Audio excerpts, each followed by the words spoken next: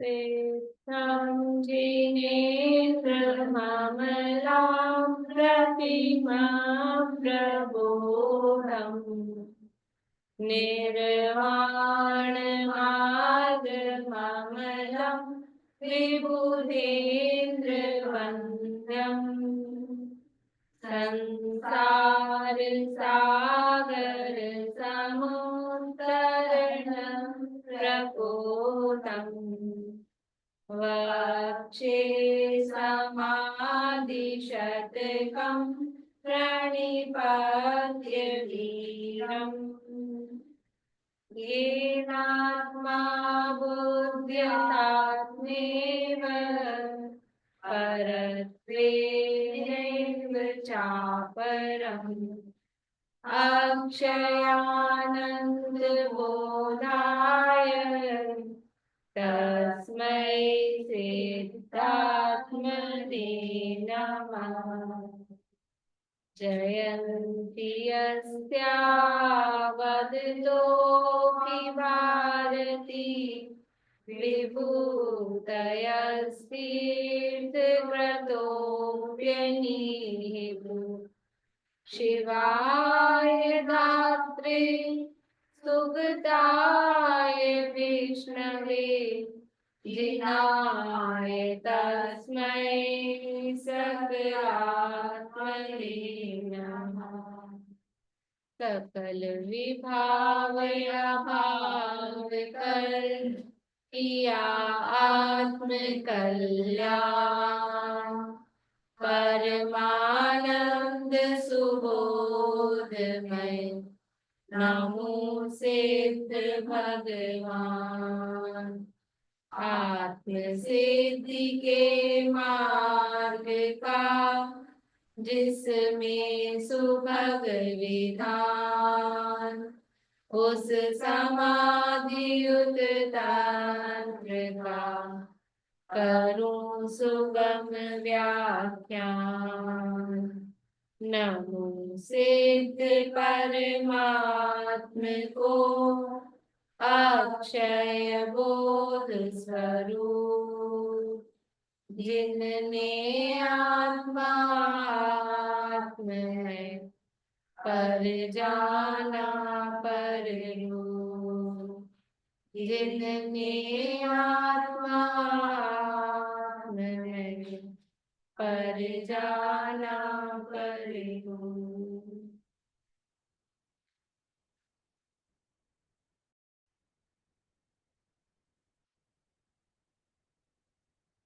समाधि तंत्र नामक ये एक ग्रंथ है, आचार्य पूज्यपाद स्वामी द्वारा रचित। इसके अंतर्गत किस तरह से बहिरात्म दशा से छूटकर अंतरात्म दशा प्राप्त हो, तो अंतरात्मा की विचारधारा के माध्यम से हमको बता रहे हैं कि अंतरात्मा क्या विचार करता है, कैसा विचार करता है। कोई परिस्थिति बनती है तो उसको कैसे हैंडल करता है। परिस्थितियां तो उसके साथ भी बनती है।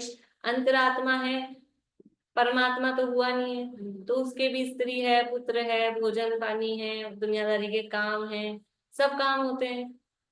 रहता घर गृहस्थी में ही रहता है ना, यही रह रहा है, तो वो इन परिस्थितियों को कैसे हैंडल करता है, ये पूरा समझ लो। आशा आंटी के जो प्रश्न रहते हैं ना, उनके जवाब है कि परिस्थितियां तो सेम बन रही हैं।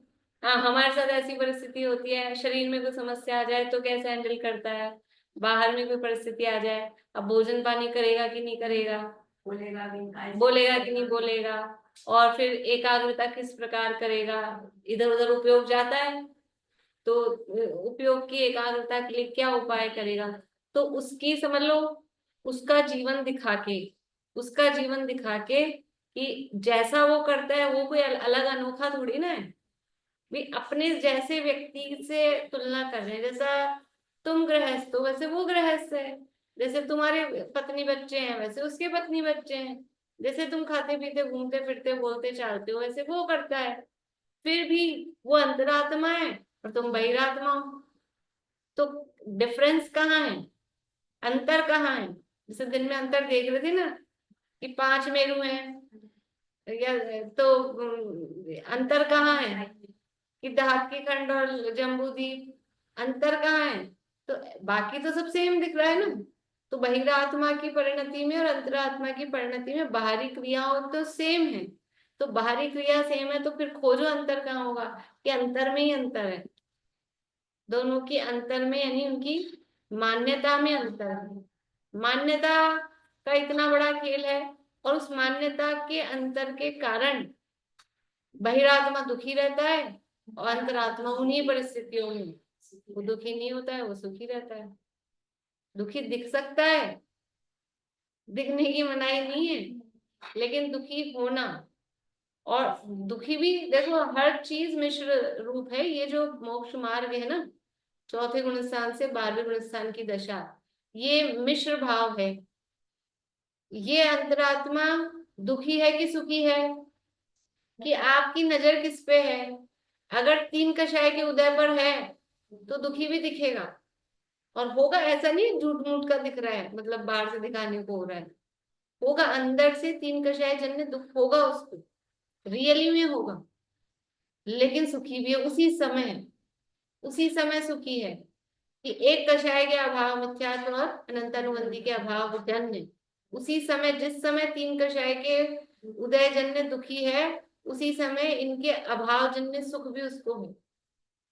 इसलिए अंदर में एक धारा में वो सुख की लाइन भी चलती रहती है, ज्ञान धारा निरंतर वर्तती है। और ये मिश्र धारा है। ये मोक्ष मार्ग की जो परिणति है, अन्ना जी ने तो पूरी इस पे किताब लिखी है, अन्ना जी की बुक है, यशपाल जी, ब्रह्मचारी यशपाल जी की, मिश्र भाव करके, और एक मोक्ष मार्ग में परिणति ऐसा करके कुछ नाम है। दो किताबें, बहुत बार वो लेते थे इस विषय को, मतलब गुणस्थान का जब प्रकरण आता था तो बहुत, तो फिर उन्होंने उस पर लिखा है। अच्छा है, मतलब ये जो चीज है कि दुख सुख वो दोनों साथ साथ, मतलब हमको ज्ञानी के जीवन को, हम समझ रहे हैं, हमने कह दिया ज्ञानी तो दुखी नहीं होता, दुखी नहीं होता, हमको तो लगता है दुखी नहीं होगा बिल्कुल ही। ऐसा नहीं है कि बिल्कुल ही दुखी ना हो, अंदर से भी दुखी होगा, लेकिन वो दुख उसका अनंत अनुबंधी जन्य नहीं है। अब जो अध्यात्म के ग्रंथ हैं या द्रव्यान योग की प्रधानता वाले ग्रंथ हैं, वहां उसके सुख को हाईलाइट किया जाता है, और जो आगम पद्धति है उसमें समझ लो यथार्थ वस्तु स्त्री अमृत अधिक क्या है, तीन ज्यादा है कि एक ज्यादा है, वेटेज किसका ज्यादा है, वेटेज दिखने में तीन ज्यादा दिख रही है। अगर परसेंटेज लगाओ ना, चार कषायों में से एक कषाय चौकड़ी गई तो 25% गया, 25% नहीं गया, 99% गया है। इसलिए उसके सुख को हाईलाइट किया जाता है, इसलिए उसको सुखी कहा जाता है, क्योंकि श्रद्धा की जो विपरीतता है, और उस विपरीतता जन्य, मतलब अकेली अनंतानुबंधी थोड़ी ना गई है, अनंतानुबंधी अपने साथ, अपने से 10 गुना, 1000 गुना, लाख गुना, करोड़ गुना भारी वो मिथ्यात्व साथ गया है। बाकी इन तीन कषायों का क्या वजन है, अपन इन चार में देख रहे हैं, इन चार का परसेंटेज निकाल रहे हैं, लेकिन वो 100% वजन वाला वो मिथ्या तो साथ में गया है। इसलिए सम्यक दृष्टि ज्ञानी सुखी है, यद्यपि एक ही कषाय का अभाव हुआ है, लेकिन तो भी वो सुखी है। इसीलिए अध्यात्म में उसके सुख को हाईलाइट करते हैं, उसके सुख को प्रमुख बताते हैं। वो दुख है, वो दुख कुछ नहीं है, 1% है, 1% है, 99% वो सुखी है, सुखी है। परसेंट में बोल रहे हैं अपन, ऐसा यूं नहीं, लेकिन वो सुख की जो धारा है वो प्रबल है, वो पावरफुल है। और ये जो दुख की धारा है, इसमें पावर नहीं है, शक्ति नहीं है, ऐसी परिणति है। तो अंतरात्मा की परिणति यहाँ पर बताई जा रही है, और ऐसी परिणति हमारे जीवन में हम प्रकट करें, अपनी मान्यता को सुधार कर, यही प्रयोजन है इसका। देखिए आगे 51 नंबर के श्लोक की उत्थानिका है, 99, 99 के पेज नंबर 99 के नीचे की लास्ट लाइन है, अनासक्त अंतरात्मा आत्मज्ञान को ही बुद्धि में धारण करता है, शरीर आदि को नहीं। कल जो श्लोक पढ़ा था उसमें क्या कहा था, कि वो एक तो अपने बुद्धि में अन्य कामों को मुख्य करता ही नहीं है, उसमें तत्पर रहता ही नहीं, उत्साह रहता ही नहीं है, और मजबूरी में करना पड़ता है उसको, तो भी मजबूरी में करना पड़ता है तो भी वो अनासक्त भाव से करता है।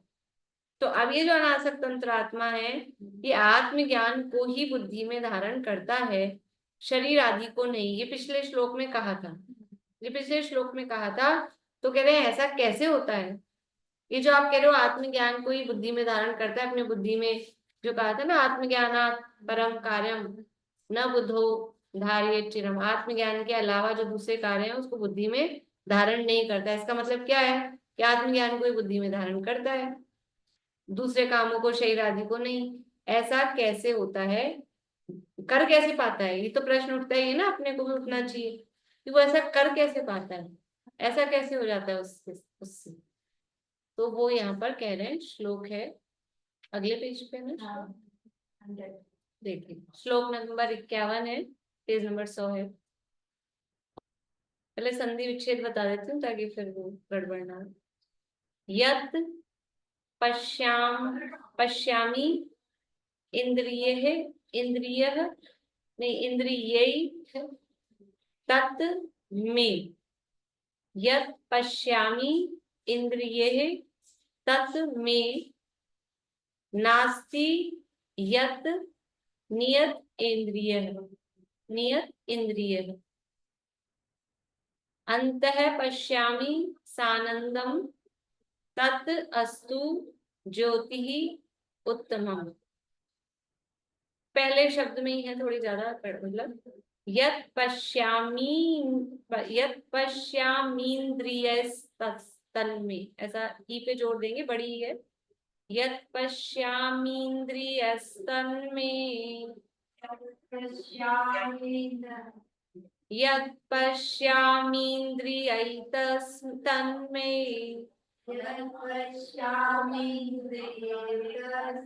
तन्मे तन्मे तो तस्मे की आदत पड़ी है, तन्मे। यत पश्यामीन्द्रिय इंद्रियै तन्मे,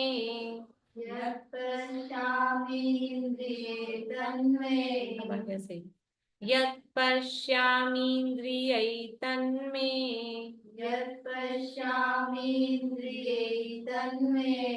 नास्ति यन्नियतेन्द्रियः, नास्ति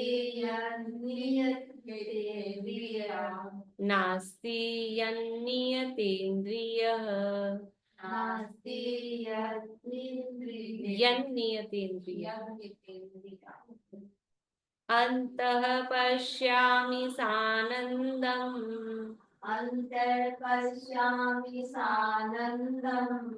तदस्तु ज्योतिरुत्तमम्,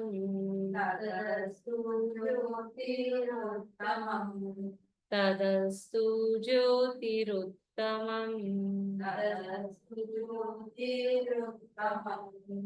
यत् पश्यामीन्द्रियस्तन्मे नास्ति यन्नियतेन्द्रियः,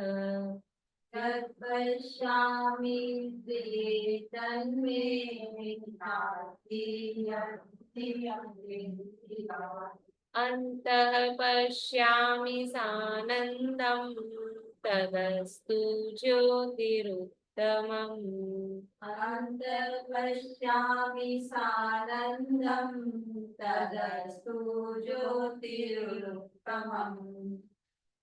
देखिए क्या कह रहे हैं, यत पश्यामी, यत यानी जो, पश्यामी देखता हूँ, इंद्रिय है इंद्रियों के द्वारा, तत् यानी वह, मैं यानी मैं, या मैं मतलब, मैं का मतलब मुझ, जैसे आई और मी और ऐसे होते ना इंग्लिश में, ऐसे अहम होगा मैं के लिए तो, पर ये है मैं यानी मेरा या मुझ, मुझ स्वरूप ऐसा।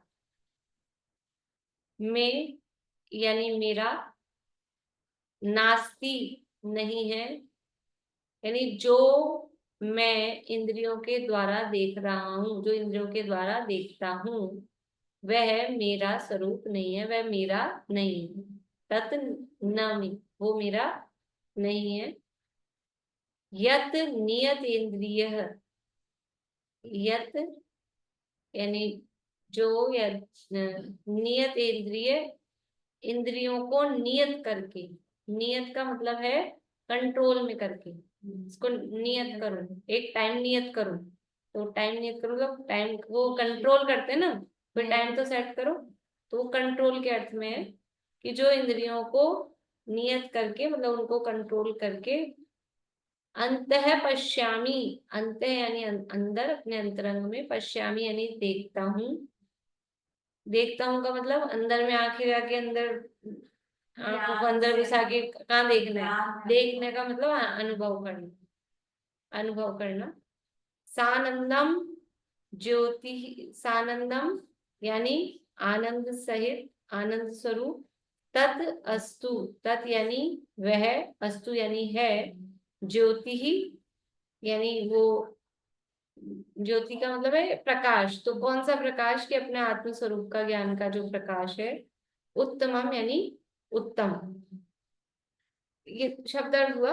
अर्थ क्या बनेगा कि जो मैं इंद्रियों के द्वारा देखता हूं वह मेरा स्वरूप नहीं है, लेकिन इंद्रियों को नियत करके यानी बाहर से हटाकर, अंतः पश्यामि, यत नियत इंद्रिय है अंतः पश्यामि, जब इंद्रियों को बाहर से, बाहर बाहर देखता हूं तो बाहर की चीजें दिखती है, तो इंद्रियों को बाहर से हटाकर, क्योंकि इंद्रियों का मतलब क्या है, ये बाहर के अकेले आंख नाक कान, ये तो द्रव्य इंद्रियां हैं, देखने जानने का काम कौन करता है, भाव इंद्रिय, तो वो एक समय में एक ही को जानेगी, तो बाहर से देख रहा हूँ वो मेरा स्वरूप नहीं है, तो अब इन इंद्रियों को क्या करो, कंट्रोल में करो और अंदर अनुभव करो, तो इंद्रियों को कंट्रोल करके और अंदर जब देखता हूं, तो यत यानी जिस, उत्तम, अ, यत, अंतः पश्यामि सानंदम,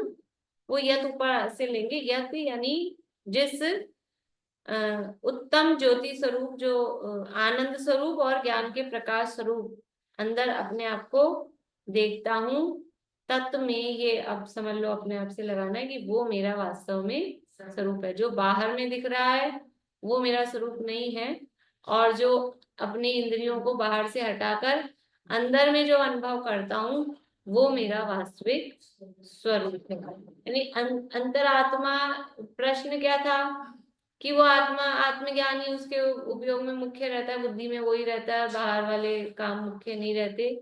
क्यों? क्योंकि वो ये समझ, वो ये जानता है, वो ये मानता है कि जो आंखों से दिखाई दे रहा है, इंद्रियों से दिखाई दे रहा है, वो मेरा स्वरूप ही नहीं है। मेरा स्वरूप तो अंदर जो उत्तम आनंद स्वरूप अनुभव में आ रहा है, ज्ञान स्वरूप, आनंद स्वरूप, वो मेरा स्वरूप है। तो वो अपने स्वरूप को, जो जब अपना ये स्वरूप समझ में आता है, तो उसी को बुद्धि में हाईलाइट रखता है।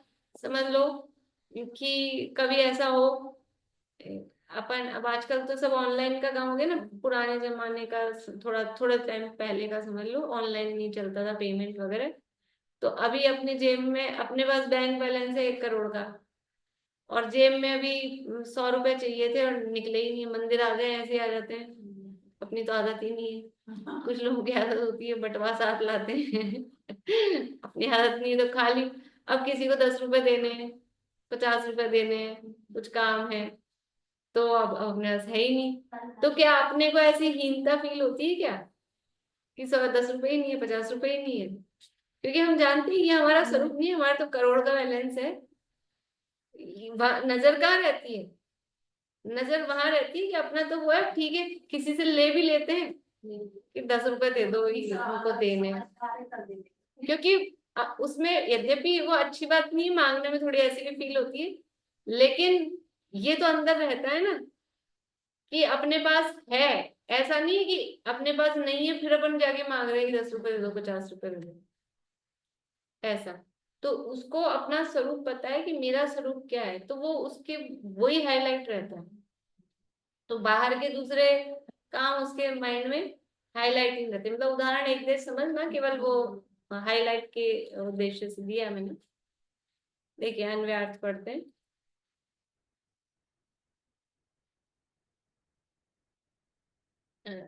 अंतरात्मा को विचारना चाहिए, अभी कह रहे विचारना चाहिए, वास्तव में तो अंतरात्मा विचारता है ऐसा।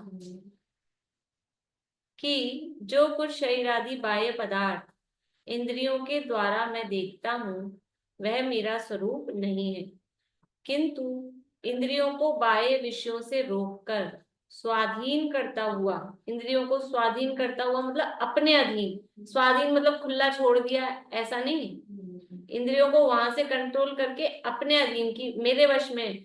अभी तक तो हम इंद्रियों के वश में हो रहे हैं, वो जैसा जैसा चाहती है जैसा जैसा मांगती हैं वैसा वैसा हम उनको विषय दे रहे हैं। अब इंद्रियों को नियत करके अपने अंडर में लेके, अपने कंट्रोल में लेके स्वाधीन करता हुआ जिस उत्कृष्ट अतीन्द्रिय आनंद में ज्ञान प्रकाश को अंतरंग में देखता हूँ, अनुभव करता हूँ, वही मेरा वास्तविक स्वरूप अस्तु यानी होना चाहिए। मतलब उसको ऐसा विचारना चाहिए, ऐसा करके लिख रहे हैं तो होना चाहिए, पर अंतरात्मा ऐसा विचार करता है और कदाचित स्खलित होता है तो फिर उसके लिए ऐसा समझ लो कि ऐसा विचार करना चाहिए। तो अंतरात्मा को करना चाहिए, बहिरात्मा को थोड़ी ना करना चाहिए।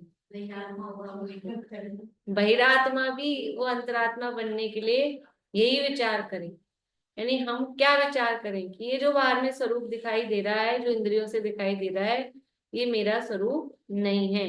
तो क्या है, इंद्रियों से जो दिखाई दे रहा है वो मेरा स्वरूप नहीं, तो हम अपना स्वरूप किसको मानते हैं? ये जो शरीर, मुख्यतः है शरीर से भेद विज्ञान करने के लिए। और ये अभी जो कहा करोड़पति, तो ये करोड़पति अपना स्वरूप है, ये वो भी सब बाहरी है, वो तो सब दूर के ही हैं। लेकिन ये जो शरीर से हम जो समझ रहे हैं, मैं गोरा काला मोटा पतला, ये जो अपना स्त्री पुरुष बालक वृद्ध जवान, ये जो अपना स्वरूप समझ रहे हैं, ये मेरा स्वरूप नहीं है। मैं तो अंदर में जो ज्ञान प्रकाश का जो अनुभव करता हूँ वो ज्ञान, इनको जानने वाला, ये जो गोरे को जानने वाला, मोटे को जानने वाला, पतले को जानने वाला, ये भोजन जो किया जा रहा है, तो इस खट्टे को मीठे को इसको जानने वाला, ये जो खाता हुआ दिख रहा है ये मेरा स्वरूप नहीं है। दिख तो रहा है खाता हुआ, ये मैं नहीं हूँ, मैं इस खाते हुए को जानने वाला हूँ। स्त्री पुत्रादि के साथ में जो दिखाई दे रहा है, जो व्यवहार दिखाई दे रहा है, ये व्यवहार होता हुआ ये मेरा स्वरूप नहीं है। इस व्यवहार को जानने वाला वो मैं हूँ, वो मेरा स्वरूप है, ऐसा उसको समझ में आता है। देखिए टीका, जो अर्थात शरीर आदि को मैं इंद्रियों से देखता हूँ वह मेरा नहीं है, अर्थात मेरा स्वरूप नहीं है। तो मेरा रूप क्या? वह उत्तम ज्योति हो, ज्योति अर्थात ज्ञान, और उत्तम अर्थात अतीन्द्रिय। जो उत्तम ज्योति का ना, तो उत्तम कौन है? उत्तम ज्योति कौन सी? कि रत्नों का प्रकाश उत्तम होता है कि नहीं? वो तो इंद्रिय गोचर है। यहाँ कह रहे हैं अतीन्द्रिय, उत्तम अर्थात अतीन्द्रिय, तथा आनंद में अर्थात परम प्रसन्नता। बाहर में देखते हैं तो कोई प्रसन्नता कभी क्षणिक हो तो हो, नहीं तो नहीं हो, लेकिन अंदर जो ज्ञान प्रकाश है वो परम प्रसन्नता देने वाला है, अर्थात परम प्रसन्नता प्रशांति से उत्पन्न हुए सुख से युक्त है। जो मेरा स्वरूप है वो कैसा है? उत्तम ज्योति अर्थात उत्तम ज्ञान, अतीन्द्रिय ज्ञान और अतीन्द्रिय आनंद में आनंद से उत्पन्न सुख से युक्त वो मेरा स्वरूप है। ऐसे प्रकार की जिस ज्योति को यानी ज्ञान प्रकाश को अंतरंग में मैं देखता हूँ, स्वसंवेदन से मैं अनुभव करता हूँ, वह मेरा स्वरूप अस्तु यानी हो, वह मेरा स्वरूप हो। मैं कैसा होकर देखता हूँ? इंद्रियों को संयमित करके, इंद्रियों को बाह्य विषयों से रोककर और स्वयं स्वाधीन होकर, अर्थात इंद्रियों को वश में रखकर मैं देखता हूँ। मैं अपने स्वरूप को कैसे देखता हूँ? कि इंद्रियों को वश, मतलब इससे ये भी कहना चाह रहे हैं कि इंद्रियों को वश में करना पड़ेगा। आत्म स्वरूप को देखना है, आत्मा का अनुभव करना है, तो इंद्रियों के वशीभूत स्वयं को नहीं रहना है, स्वाधीन होना है, इंद्रियों को अपने अधीन करना है। इंद्रियों के इशारे पर चलने वाला वो तो इंद्रियाधीन है, वो कैसे अतीन्द्रिय आत्मा का अनुभव करेगा? तो अतीन्द्रिय ज्ञान और आनंद का अनुभव करना है तो फिर इन इंद्रियों को पहले साइड में करना पड़ेगा। साइड में करना पड़ेगा मतलब इनको मुख्य नहीं, इनके हिसाब से नाचना बंद करो। ये जैसे जैसे कह रही है वैसा वैसा नाचते रहोगे तो फिर वो अतीन्द्रिय का कहाँ अनुभव हो पाएगा, ऐसा ये कह रहे हैं। भावार्थ, अंतरात्मा विचारता है कि इंद्रियों के द्वारा जो शरीर आदि बाह्य पदार्थ दिखते हैं वह मैं नहीं हूँ, वह मेरा स्वरूप नहीं है। मेरा स्वरूप तो परम उत्तम अतीन्द्रिय आनंदमय ज्ञान ज्योति है। जब मैं भाव इंद्रियों को नियंत्रित करके अर्थात बाह्य विषयों से हटाकर अंतर्मुख होता हूँ, देखो भावार्थ में लिखती है भाव इंद्रियों को। ये ऐसा नहीं करना है कि आंख फोड़ देनी है कि कान में कोई कीड़े वीले ठोक देनी है, ऐसा नहीं करना है। अपनी भाव इंद्रिय का मतलब है अपना उपयोग, अपने ज्ञान की परिणति को, तो अपने उपयोग को नियंत्रित करके अर्थात बाह्य विषयों से हटाकर अंतर्मुख होता हूँ, तब मैं ज्ञान स्वरूप आत्मा को देख सकता हूँ, क्या संवेदन से अनुभव कर सकता हूँ। तो इंद्रिया विषयों में दौड़ती है तो इंद्रिया कहाँ चली जाती है अपनी जगह से, ये इंद्रिया तो विषयों में दौड़ती है तो ये कान उठ के भग जाते होंगे जहां से आवाज आ रही है वहां, और आंखें वहां पहुंच जाती होगी, टीवी में घुस जाती होगी। ऐसा है क्या? ये द्रव्य इंद्रिया तो वहीं रहती है, तो क्या दौड़ रहा है? ये हमारा उपयोग, हमारा उपयोग, वो उपयोग इसीलिए जहाँ कथन होते हैं तो ज्यादातर भाव इंद्रियों की अपेक्षा से कथन होते हैं, जो भी कथन होते हैं मुख्य रूप से भाव इंद्रिय की अपेक्षा से, यानी उपयोग की अपेक्षा से। विशेष स्पष्टीकरण,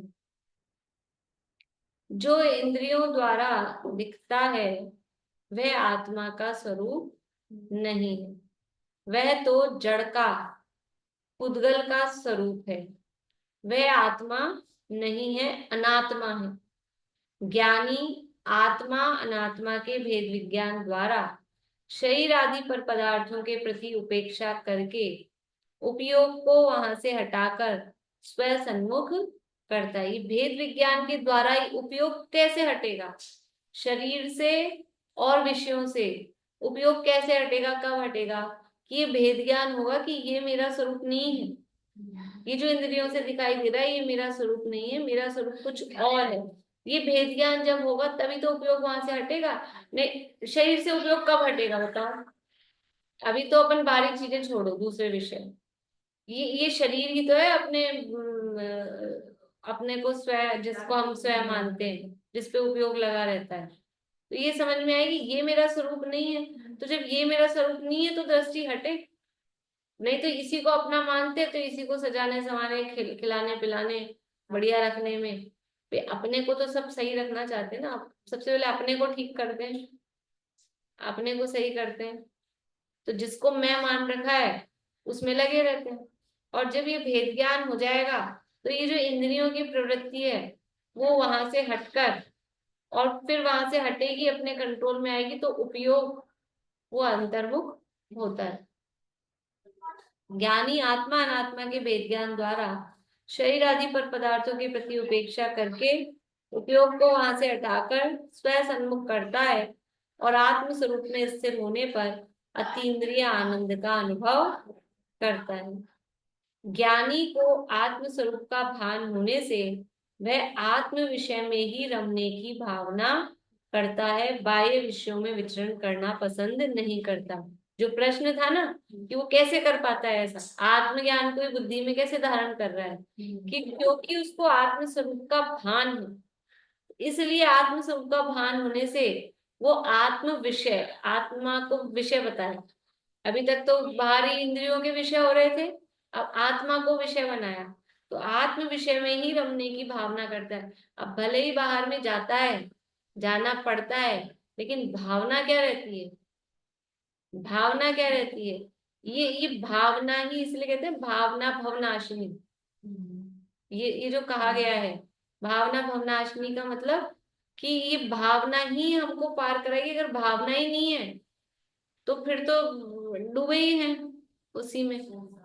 पर ये छूटने की अगर भावना रहती है इन विषयों से तो फिर एक दिन छूटता है, जो भावना होती है तो फिर वो छूटता है। क्योंकि भावना अंदर से अपना काम करती है, वो एक डिटैचमेंट अंदर उससे उत्पन्न होता है, विरक्ति उत्पन्न होती है। ये ठीक नहीं है, हमको ऐसी भावना, हमें भावना होती है एक बार गिरनार जी हो गया। और क्या भावना है कि जो भावना होती तो वो अंदर चलती रहती ना, कि एक बार वहां जाएं, ऐसी हमारी भावना है। हमारी भावना है हम ये काम करें, एक बार बड़ा विधान करा दें। अच्छा, आपकी भावना द्रव्य संग्रह का विधान हो गया, लेकिन कहीं ना कहीं तो हो गया तो वो भावना रहती है तो काम। स्मारक में तो हो ही गया है ना अपना, हम्म। अपने टोडरमल स्मारक में तो हो ही गया है ना। हाँ तो वो हो जाता है, जैसी भावना रहती है तद अनुरूप। फिर साथ में देखो बाहर में फिर वो उदय वगैरह भी काम करते हैं, लेकिन यहाँ तो आत्म भावना है ना, तो इसमें उदय उदय की जरूरत नहीं कर्म की। आत्मा, अपने को आत्मा स्वीकार किया और आत्मा में रमने की भावना है, तो उसमें किसी की कर्म के उदय की, पुण्य के उदय की उसकी देखने की जरूरत नहीं है।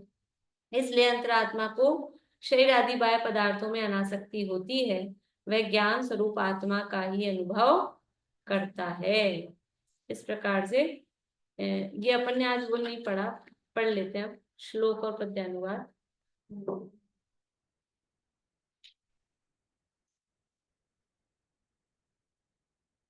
यत् पश्यामि हृदयस्तन्मे नास्ति यन्नियतेन्द्रिय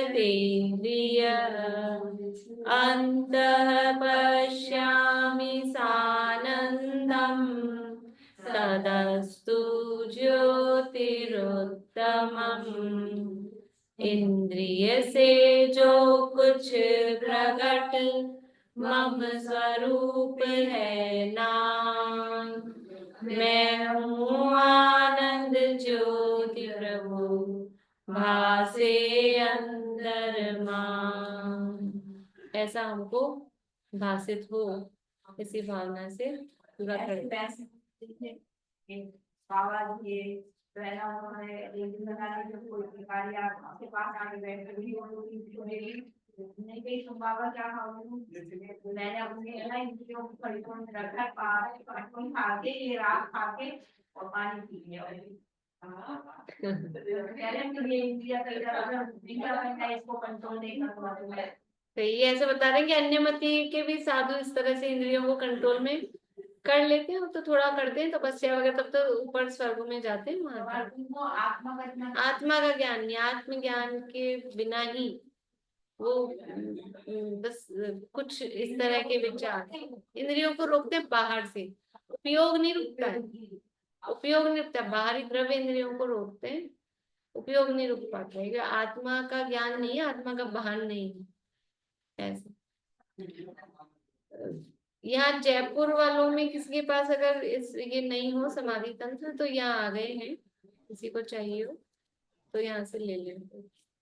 अविरति के अंदर में इंद्रिय संयम और प्राणी संयम, स्व के लिए इंद्रिय संयम और पर के लिए प्राणी संयम, अविरति में पहले यही देते हैं। हाँ, मतलब संयम जो दो प्रकार का, इंद्रिय संयम और प्राणी संयम कहा जाता है। तो इंद्रिय संयम वो स्वयं के लिए, स्वयं के कंट्रोल के लिए, और प्राणी संयम बाहर में जीवों की रक्षा।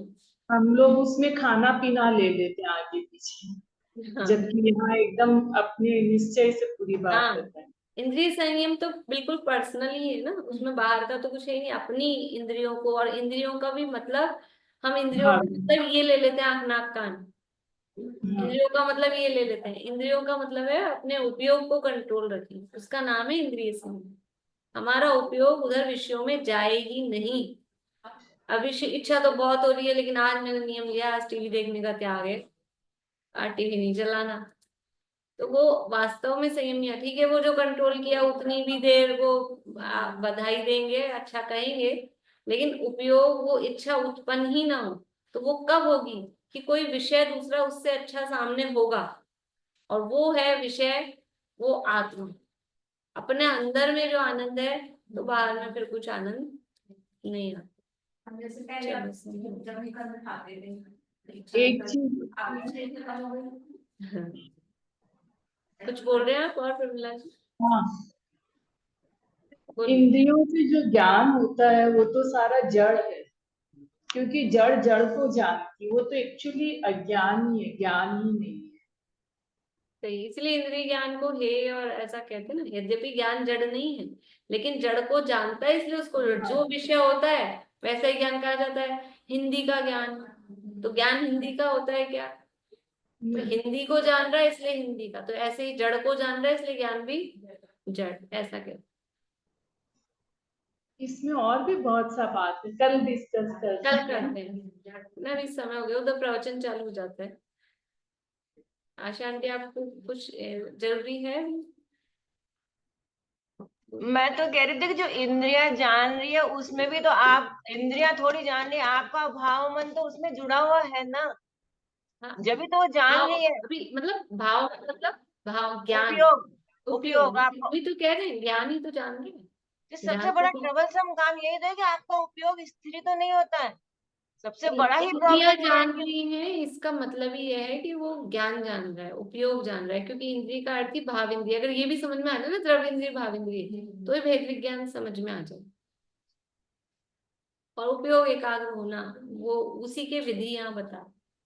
चलिए चिंतवाणी से।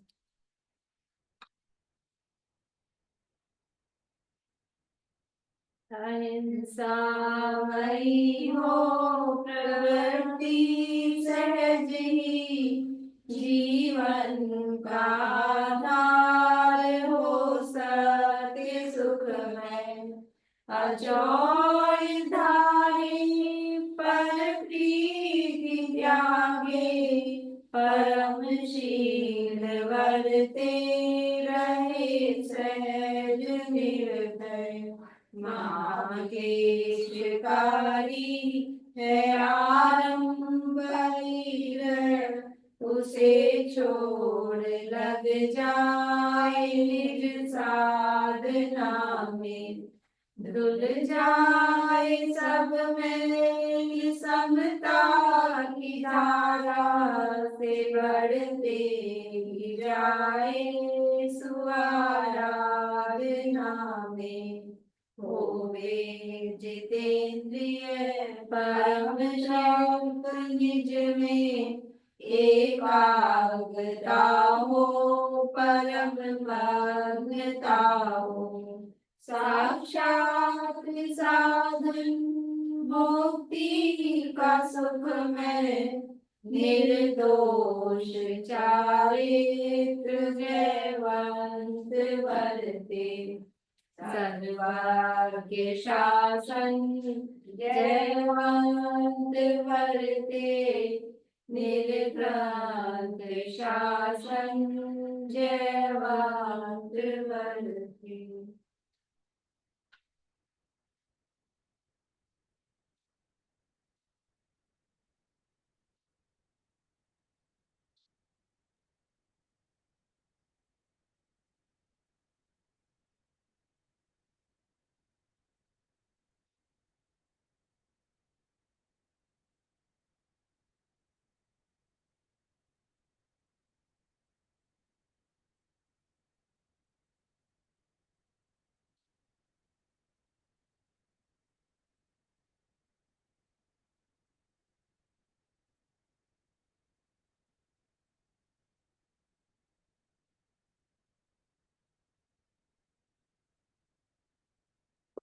जय हिंद माता की जय।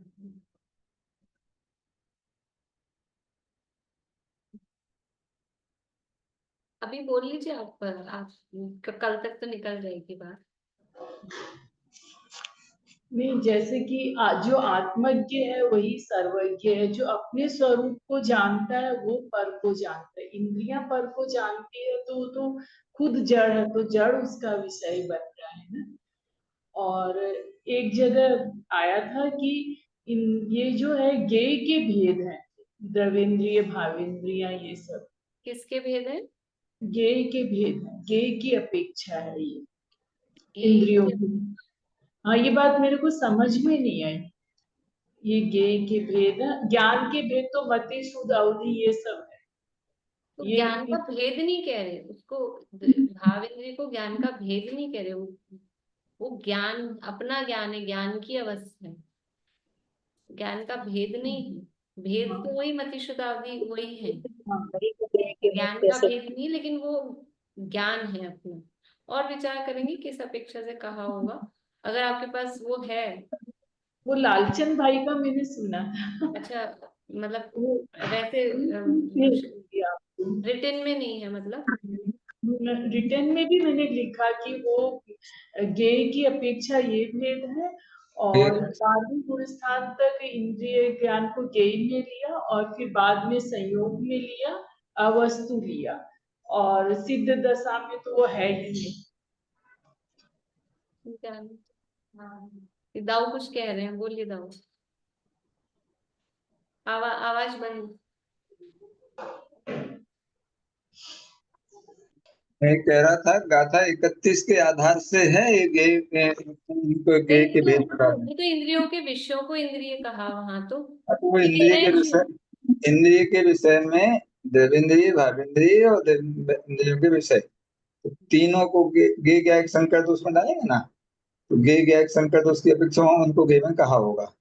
अच्छा, हाँ ठीक है। साथ साथ विचार कर सकते हैं उसको आधार बना के। नहीं, मुझे वो आया था ख्याल में, लेकिन मतलब इंद्रिय के विषय भी इंद्रिय और द्रव्येंद्रिय भावेंद्रिय तो इंद्रिय है ही, ठीक है। हाँ तो हाँ, तीनों को ही गे में लिया। इसी अपेक्षा शायद लालचंद भाई को उसी अंश पे प्रवचन या चर्चा होगी तो उसमें आया होगा। हाँ हाँ हाँ। उनका विषय यही बना ना, इस अपेक्षा से, जो विषय बना उस अपेक्षा से हुआ ना। जो है? विषय, नहीं, उनका द्रव्येंद्रिय भी गे है, द्रव्येंद्रिय भी गे है, भावेंद्रिय भी गे है, मतलब द्रव्येंद्रिय भावेंद्रिय तो है ही, और इंद्रियों के विषयों को भी इंद्रिय कहा। तो और इन तीनों को मिला के वो गे ज्ञायक संकर दोष की बात है ना, तो गे ज्ञायक संकर दोष में क्या कहा कि जो ये तीनों प्रकार की इंद्रियां वो गे हैं और मैं ज्ञायक हूँ, उसको मिलाता है, तो ऐसा करके उसको गे कहा। और उस गाथा को और विशेष आप भी देख लीजिएगा, हम देख लेंगे, तो अच्छा बताया था। क्या? नहीं भाभी, नहीं मिला मुझे वो, मिला नहीं, मैंने ढूंढा उस समय ही, तुरंत ही सारी डायरियां देखी, 2-3 डायरियां थी। ये दीदी समय सार की 31वीं गाथा है ना, हाँ, समय जो सार। अभी चल रही है। हाँ, वो ये तीनों के विषय। हाँ, चलिए, जय। समय सार की बात नहीं पूछ रहे हैं।